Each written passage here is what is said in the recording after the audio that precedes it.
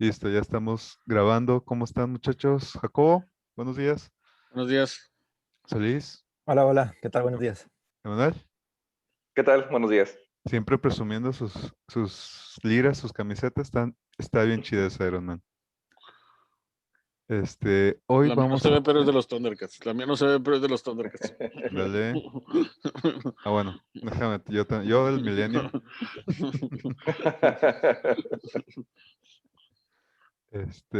Vamos a hablar de Full Metal Jacket.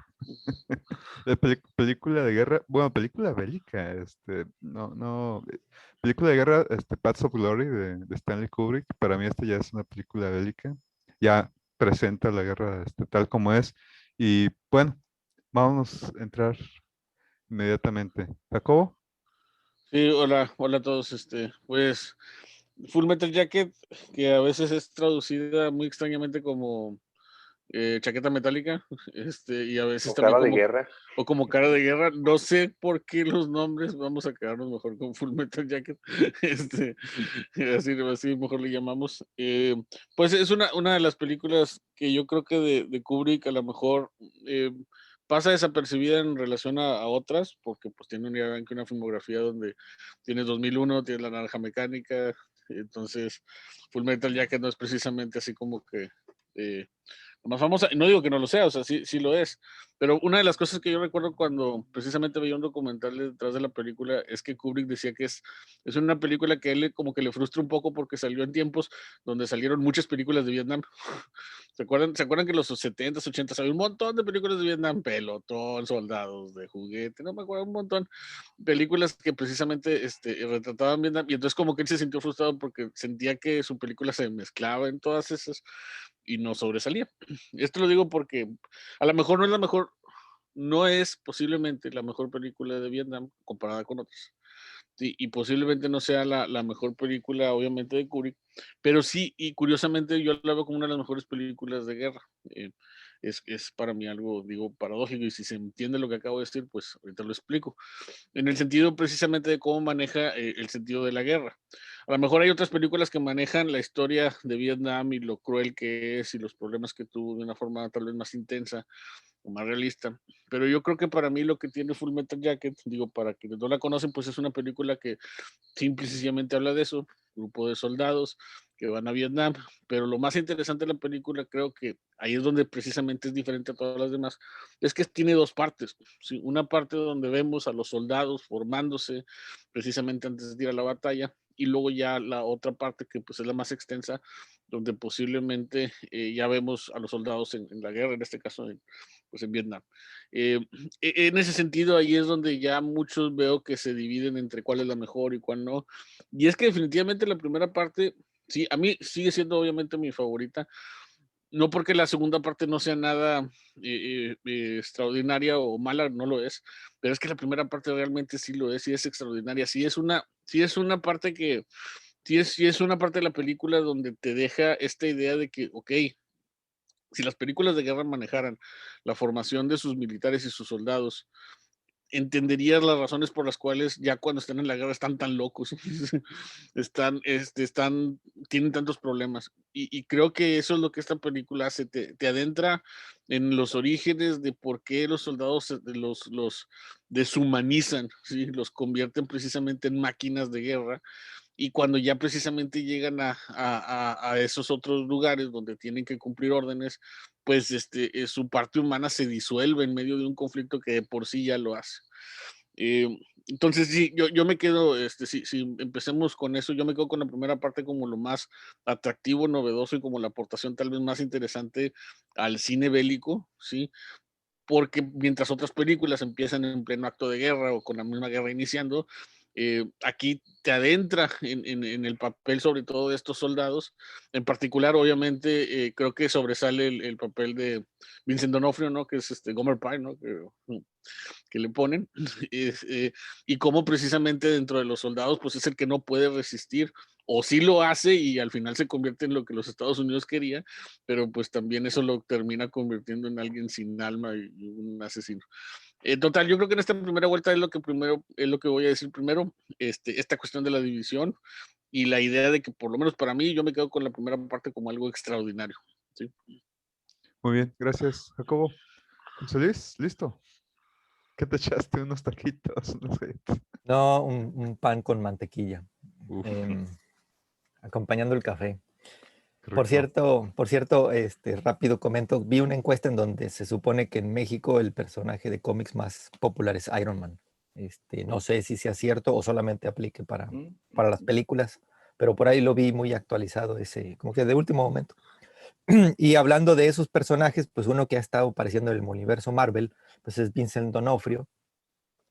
Y sinceramente yo creo que esta película es la más emblemática de él, aunque tenga por ahí otras interesantes, o la participación ahora como Kingpin. Pero ahí en esta parte, esta primera parte, como bien dice Jacobo, se destaca. Y podremos especular y reflexionar mucho respecto a qué es lo que detona su estado de más bien que lo quiebra.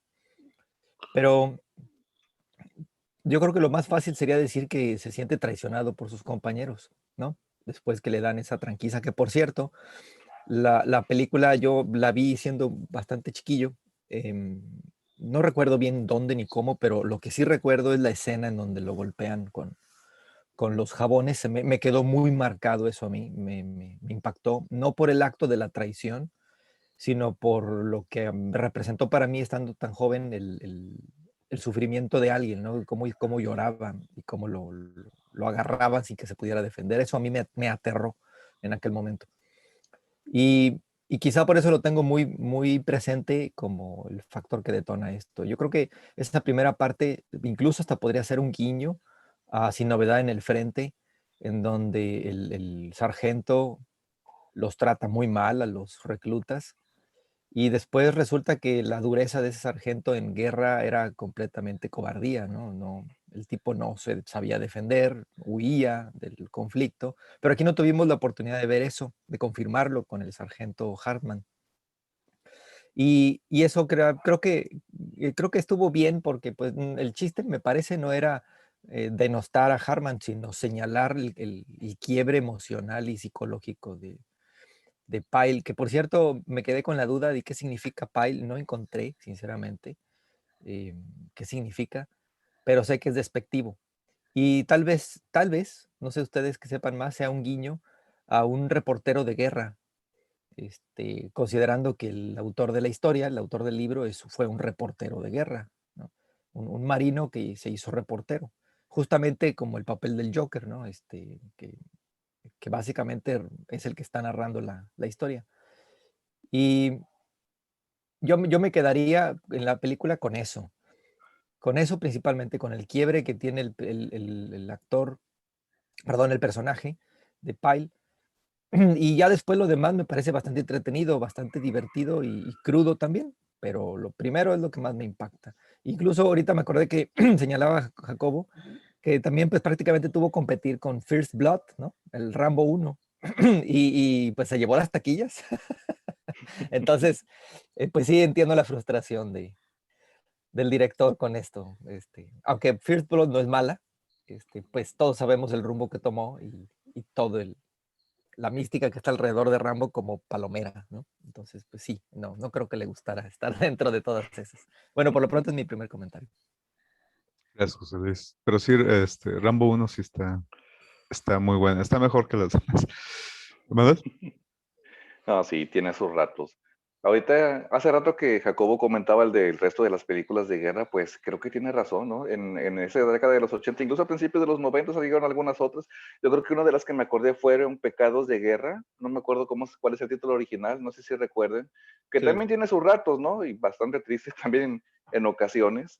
Yo creo que tiene una de las escenas más desgarradoras que he visto en cuanto a una película de este tipo. Bueno, en cuestión de Full Metal Jacket, pues no, claro que no es mi favorita de Kubrick, pero siempre es un deleite ver a las películas de este director. Y en estas dos partes que dicen, la primera parte me es muy llamativa por algo que vemos de forma recurrente en este director, que es lo simétrico, los recorridos que hace de forma tranquila, de forma tan limpia, de forma tan nítida y de forma tan elegante en esos espacios cerrados, Y ni se diga, claro, también con los travelings que se van a ver todavía mucho más complejos cuando ya está la película en los tiempos de guerra como tal. Pero, insisto, en esta primera parte se nota la obsesión de Kubrick por esos espacios limitados, pero que se vean de forma bastante simétrica y que forman parte también como que del mensaje que quiere dar, ¿no? Con respecto a la disciplina, con respecto a la limpieza, con respecto al orden, porque es lo que están enseñándole finalmente a estos reclutas. Y ahí me sorprende mucho la capacidad actoral de Vincent D'Onofrio, de cómo está ese muchachito gordito, inseguro, que de repente parece que quiere tragarte con la mirada, ¿no? Que transmite toda esa fiereza y vaya que da miedo en esa escena de los baños que vemos ya casi al final de la primera parte. Creo que es algo que impacta mucho y bueno, no sé si, me imagino que han visto esas películas, mejor dicho, esos listados de Watch Mojo, de los 10, 12 o 15 mejores X o Y cosa. Si alguna vez que tengan el suficiente ocio, le dan un vistazo a los mejores, se me fue la palabra de Sargento Hartman. A las personas que están preparando a los soldados, a los reclutas, se me fue la palabra. Obviamente, el número uno es nuestro instructor de cara de guerra, ¿no? El que lo hace mejor, a fin de cuentas ya sabemos por qué. Pero hace rato que comentaba Jacobo que no vemos algo siempre así en las películas porque ya estamos in media res del conflicto o que apenas va a empezar. Jarhead, creo que por ahí encontramos al menos un ratito a cierto instructor que también tiene sus ratos de tortura con respecto a los reclutas. Si no, después le echan un vistazo aunque sale escena a YouTube. Y bueno, de entrada es lo que les comparto, lo bonito y disfrutable que es siempre Kubrick con respecto al tipo de tomas que hace, con respecto a la elegancia y obviamente, ¿no? Como siempre, metiéndose en el guión, metiéndose en la adaptación y pues preparándonos para lo que sigue después. Gracias, Emanuel. Es una hermosa película. Creo que es lo más rescatable que tiene para mí. Sí tiene estos elementos bélicos, históricos, culturales, sociales, la deshumanización, que deberían ser más importantes. Pero es que es muy bella la película. Desde el principio, como tú decías, Manuel, está perfectamente encuadrada. Y luego en la segunda parte, la luz, o sea, logra captar momentos en los que es ese momento previo antes de que el sol se oculte, que ya no tengas nada de luz y que la luz pasa por la lente y se ve el reflejo del sol en la lente. Es precioso, es hermoso. Esos momentos en los que están ya encontrando, están recibiendo ya se están enfrentando con la sniper, con la francotiradora. Spoiler alert. Eh, pero es que bueno, es muy bella la película. Les recomiendo bastante que se fijen bastante en la cuestión de la composición, en cuestión del canon, en cuestión de la enmarcación de lo que estamos viendo en la película. Pero bueno, ya quitándome eso del pecho, Hartman, uff, la actuación de Hartman empieza inmediatamente gritándonos y haciéndonos sentir como un pedazo de basura. Homer Pyle es básicamente algo así, no es un apodo muy negativo. Y sí, pues Hartman supuestamente era el asistente, era el que estaba dando el asesoramiento, pero el actor que había contratado a Kubrick, pues, no estaba dando el feeling suficiente. Entonces, pues ya tenía este asesor, entonces con ese se quedó. Y pues empezó su carrera, siguió como personaje de entrenador, inclusive en algunas películas. Le fue muy bien. Eh, pero bueno, nada más quería comentar lo hermoso que es, lo increíble. Digo, muchos de sus comentarios sí son muy, ahorita es totalmente antipolíticamente correcto. Pero bueno, es que ese es el ambiente, es lo que tú decías, Jacobo, es parte de la deshumanización. Esta película yo se las ponía a mis alumnos cuando platicábamos de la guerra de Vietnam, cuando hablábamos de historia contemporánea en la prepa, y pues era también para enseñarles pues, que Estados Unidos sí es tienes la cultura, tienes la tecnología, tienes la visión patriótica, pero tienes este otro lado, que es el imperio, que es la fuerza, que es tener un brazo deshumanizado para poder controlar a los demás países. Y bueno, y este intento en la Guerra Fría este, de cambiar, que no gire todo hacia la Unión Soviética, que todo gire hacia el capitalismo, a su orden mundial. Ahora que está de moda esa frase. Y bueno, la música, el soundtrack, ahorita me empiezan a platicar ustedes de lo interesante que es el soundtrack, antes obviamente de que apareciera las películas de Tarantino. Bueno, Jacobo, continúas. Sí, sí, yo en esta parte quería hablar precisamente de Ronald Lee Emery, que es un personaje fascinante. Yo creo que cuando vi el documental donde Kubrick habla pues, bueno, hablan de Kubrick y sus películas y hablan precisamente de lo que acabas de decir, Edgar, de cómo precisamente lo contrató. A mí se me heló la piel cuando dices que yo nada más voy a ser como fui. O sea, él se comportó en la película como ese. Entonces, eso insisto que me heló la sangre porque dice, ay, canijo, entonces así es como son en los campos pues de entrenamiento. Y eso, insisto, a mí sí me dejó así porque uno pensaría que es ficción, que hay algo de exageración y cuando él dice, solamente voy a hacer lo que hice, es algo terrible. Terrible porque entonces, cómo precisamente tratan a estas personas. Y yo creo que aquí es donde está la principal aportación de Kubrick en relación a todas las demás otras películas, que insisto, esto de llevarnos al origen, llevarnos a por qué los soldados terminan así. Recordemos que Vietnam es una guerra que los gringos sufren mucho en su historia. ¿Sí? Los Estados Unidos piensan que la perdieron y no, creo que no les queda en la cabeza que no ganaron y no entienden que perdieron contra un grupo de campesinos ahí abandonados en la selva, a pesar de todo su aparato bélico. Es algo que a ellos les conflictúa y por eso hacen un montón de películas para decirte todo lo que sufrieron por ir a invadir a Vietnam. Sí.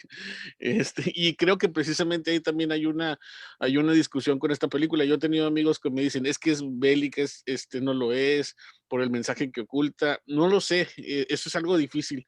Porque yo pienso que es una crítica, obviamente, hay muchas razones para creerlo, desde cómo inicia hablando de la música, con esta muy tranquila rola de Hello Vietnam y que los están rapando, ¿no? Y todos se ven así como bastante felices por lo que van a hacer, pero luego ya se va poniendo muy densa la situación.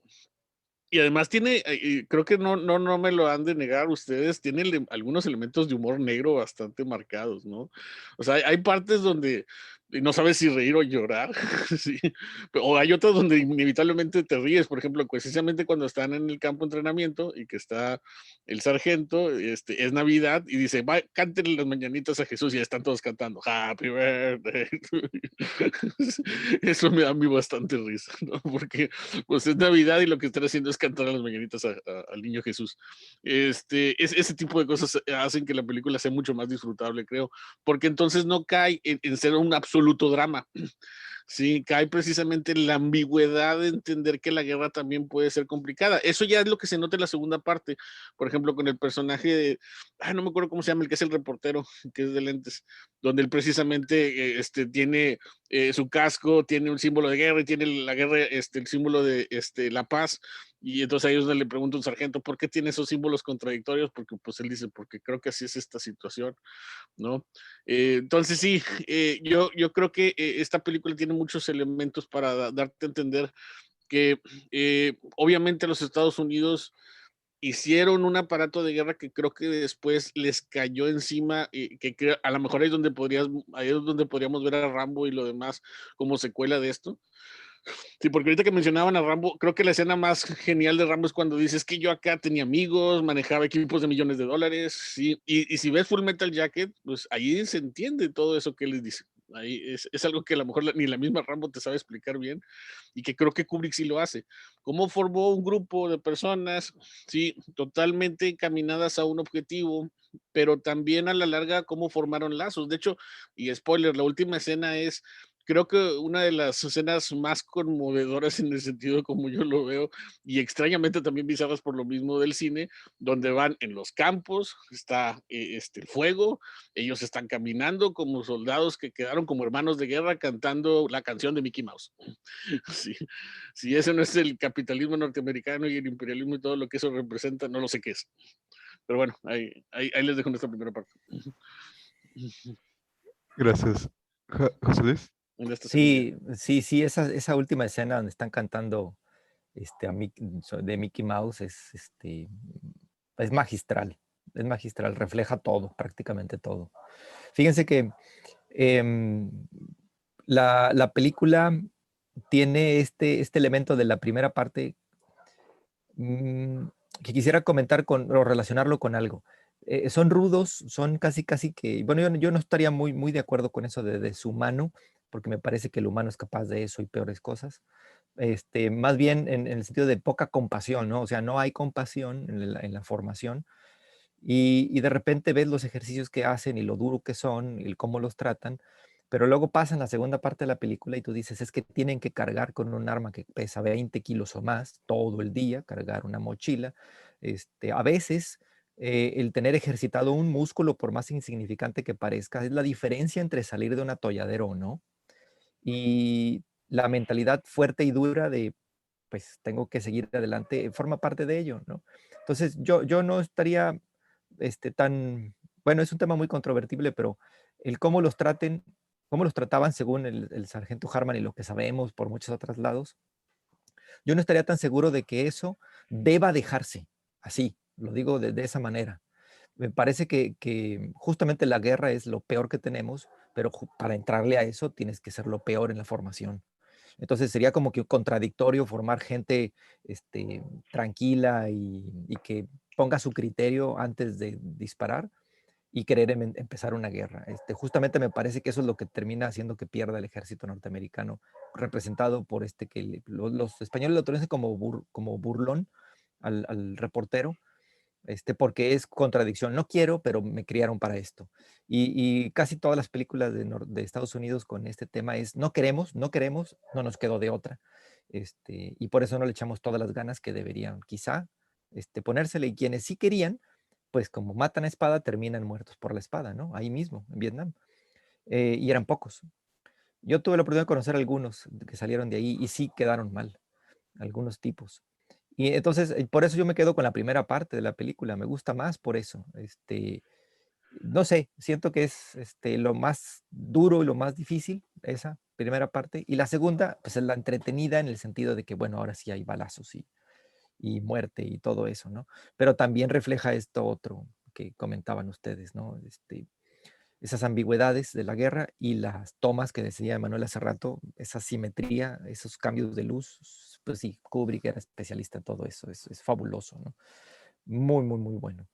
A mí, no, por último comentario, me queda impresionado porque Vincent D'Onofrio mide creo que en un 94, un 95, por ahí. Me quedo impresionado de los tipos que lo acompañan, ¿eh? Están igual o más altos. Entonces, quedo pensando en la cara que hace D'Onofrio cuando está todo desquiciado ya. Saber que ese güey mide 1,94 y que está dispuesto a todo. No, pues yo sí le digo primero, ¿me permites hacer del baño y luego ya me Ándale, disparas? déjame Con eso, zurrar aquí con eso quedo. y trapear y después ya. Gracias, José Luis. ¿Emanuel? Pues, yo concuerdo con varias cosas con José Luis, ¿no? Así que permítanme platicarles rápidamente, pero cuando hice mi servicio militar, en clase, en ciertos temas acostumbro platicar esto. Yo recuerdo que el primerito día, después de que terminamos de hacer el servicio militar, nos dijo el sargento, que era nuestro instructor, bueno, limpien la basura y terminamos por hoy. En cuanto dijo eso el sargento, nos sentimos liberados, ¿no? Y ya, de estar en firmes, nos pusimos en descanso y empezamos a platicar. Y para qué les cuento, ¿no? El sargento todo encabronadísimo y que empieza a gritonearnos, ¿no? Y les dije, nos dijo, yo no soy ningún tonto, si les dije que se pongan a limpiar, se ponen a limpiar y bla, bla, bla, y empezó con la retaría de palabrotas. Y claro, nos pusimos a limpiar todos, ¿no? Y obviamente en todo el transcurso del servicio militar estuvimos siempre, ahora sí que al pendiente de las órdenes del sargento. Ya al final, que ya estábamos mucho más relajados, nos dijo, tenía que portarme así. Si yo no me portaba de esa manera, ¿de qué forma ustedes iban a estar disciplinados el resto del año? Por eso, insisto, a lo que comenta José Luis, sí, hay ocasiones en las que es necesario comportarse de esa manera, no queda de otra. Y mucho más si se está formando a alguien con ciertas finalidades, en ese caso en algo bélico como lo que estamos hablando de la película, o con cuestiones de disciplina o algo por el estilo, servir a la nación en el caso del servicio militar, al menos como se hacía en aquel entonces. Y guardando las respectivas proporciones, pero creo que lo mismo es, por ejemplo, en nuestro papel como docentes, cuando estamos frente a un grupo. Sabemos de que no podemos ser tan blandos, que tampoco podemos ser tan duros, pero bueno, yo creo que por eso es algo, como dice Freud, una tarea imposible entre algunas otras. Y bueno, con respecto a la película, pues les había comentado, así como lo han dicho ustedes, con respecto a lo que más nos impresiona de esta primera parte, la actuación es de hace ratito de Vincent D'Onofrio, pero algo que me agrada es esos matices, de también lo cómico, como comentaba Jacobo hace ratito. Algo que me causa mucha gracia, por ejemplo, es cuando van caminando todos los reclutas y él va con los pantalones abajo, chupándose el dedo, ¿no? Caminando de forma pintoresca. O por más híjole, lamentable que sea para los otros reclutas, cuando lo ponen a comerse su donita, en lo que los demás están haciendo las lagartijas. Sobre todo, yo creo que mucho tiene que ver el discurso del instructor, ¿no? En que dice, lo siento, me equivoqué, fracasado, es mi culpa, pero ustedes me van a ayudar, cabrón, órale.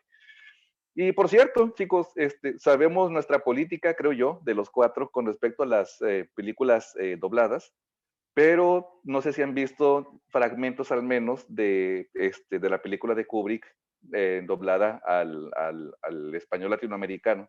Si no, échele un vistazo, aunque no me gusta mucho decir malas palabras, adaptan también toda la idiosincrasia latinoamericana cuando dice sargento, órale, hijos de la... Bueno, ya saben que sigue, con respecto a cómo los está presionando y también lo pintoresco de los apodos. Y bueno, con respecto a la segunda parte, algo que quería platicarles a ustedes es, de entrada, a mí me impacta en esa segunda parte, lo primerito de cómo llega la prostituta, cómo llega con ese inglés tan malo a ofrecer sus servicios a los soldados. Y como que para ella ya es algo cotidiano y para ellos también, ¿no? Y a mí la verdad se me hace hasta triste la forma en la que les está diciendo en ese inglés que es automático porque obviamente está vendiendo sus servicios, pero también cómo llega el otro tipo, le roba la cámara, llega el de la moto, asesino de artes marciales y se va. Yo creo que también es parte de lo que Kubrick quería mostrar con respecto a la frustración. No sé qué piensen ustedes de la población, que están aquí jodiéndonos, están aquí llevándose a nuestras mujeres, están haciendo lo que quieren, al menos nos queda esto. Creo que también es una forma de, como bien decían también hace ratito, de ver lo que pudo hacer la población común en contra de estas personas que se supone estaban bastante entrenadas, y para eso vimos toda esa primera parte.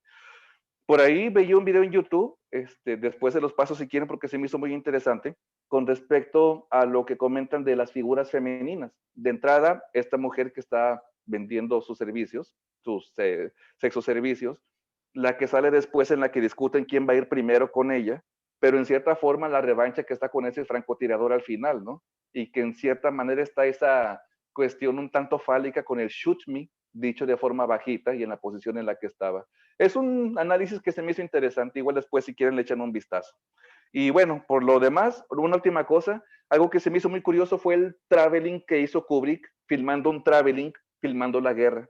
Esa parte de metaficción de películas se me hizo muy padre y también yo creo una crítica al cine de guerra con respecto a la visión de Estados Unidos.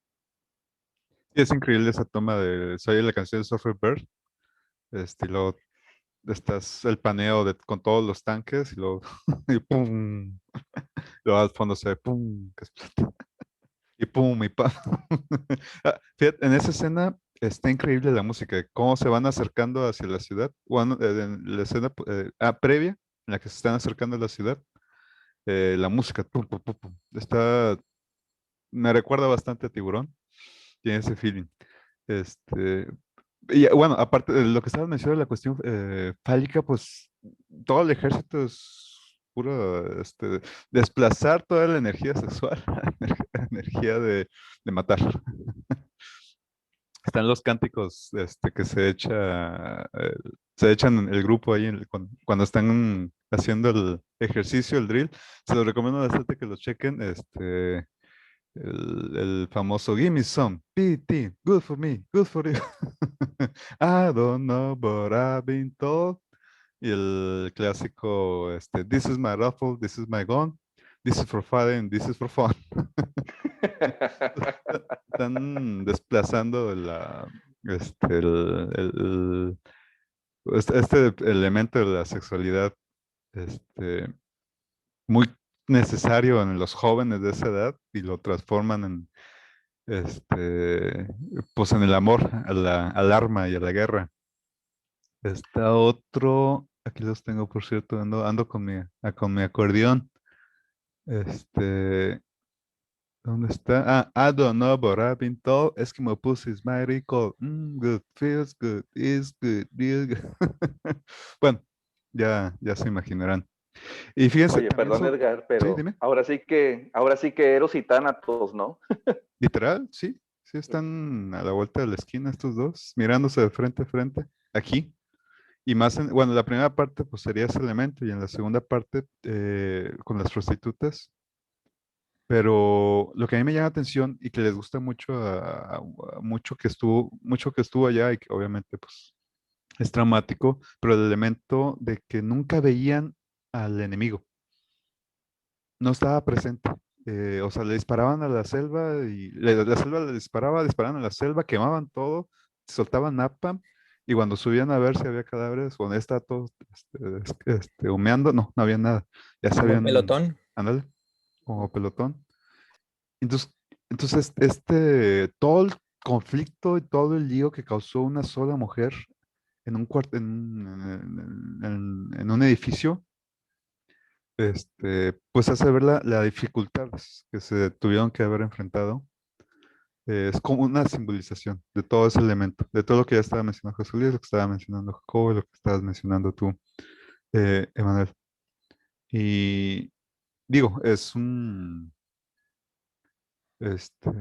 como el ojo de Sauron en Señor de los Anillos. Tu enemigo no tiene forma, tu enemigo, y de esa forma, pues, perdón por usar la palabra, José Luis, pero se está deshumanizando a ese enemigo. Le estás dando una forma, como no lo puedes ver, como no puedes platicar con él, como no puedes enfrentarlo de forma directa con espadas o a puño limpio, mínimo lo estás, digo, no les dicen vietnamitas, no les dicen el enemigo, les dicen Wooks o les dicen indios.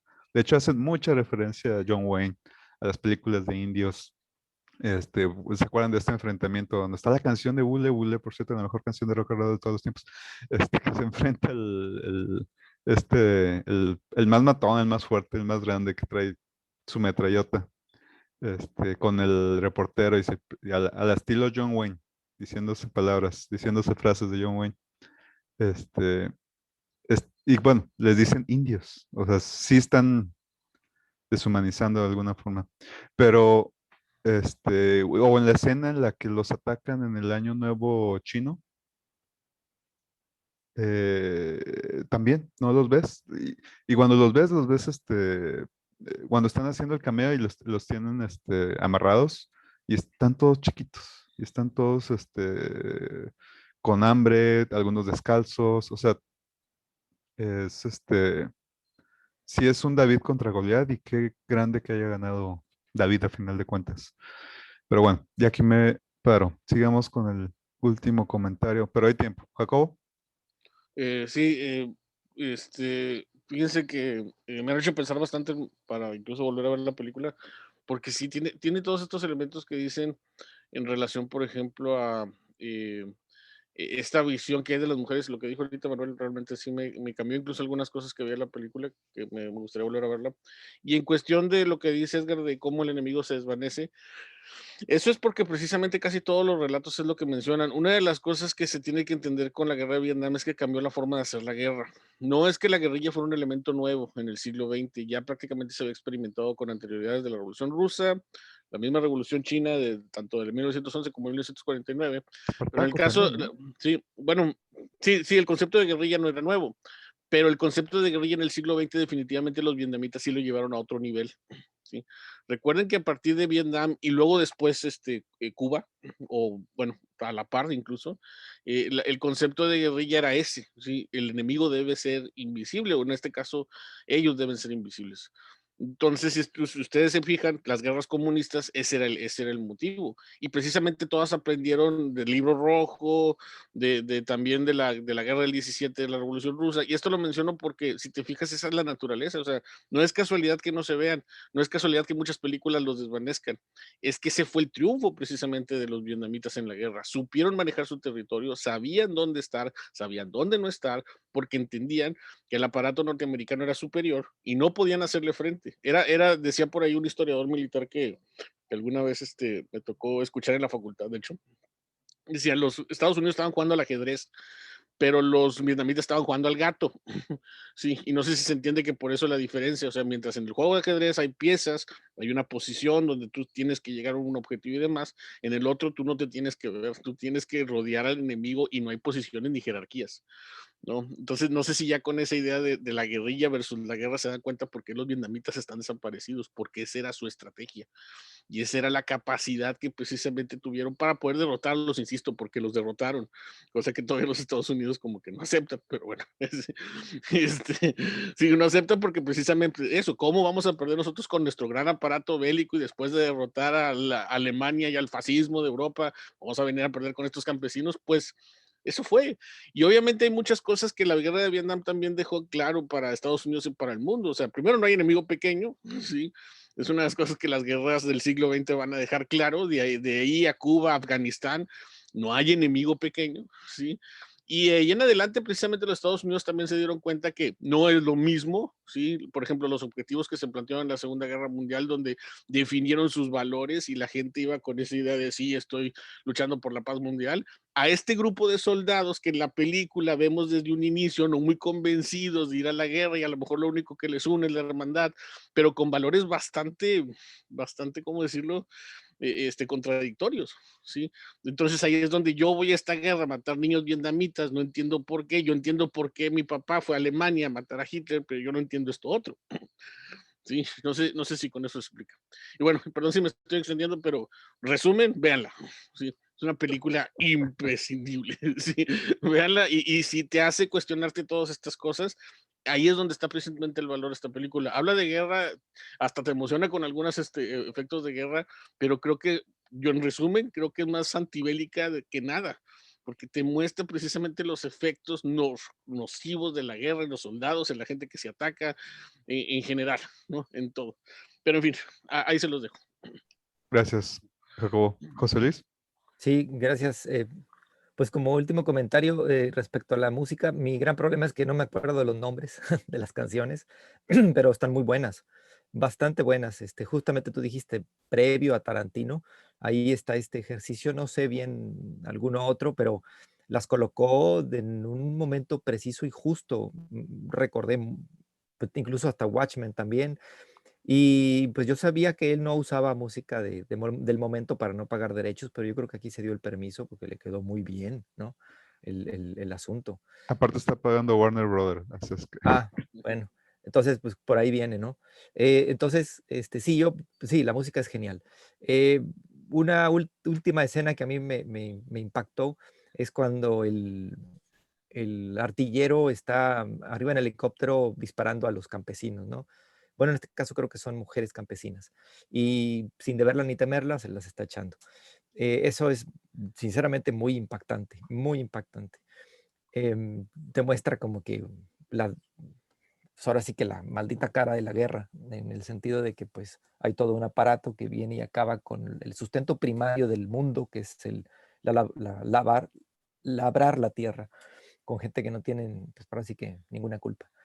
Y por último, yo no sé qué arma sea, si hay alguien que sepa después que nos diga, o igual investigar.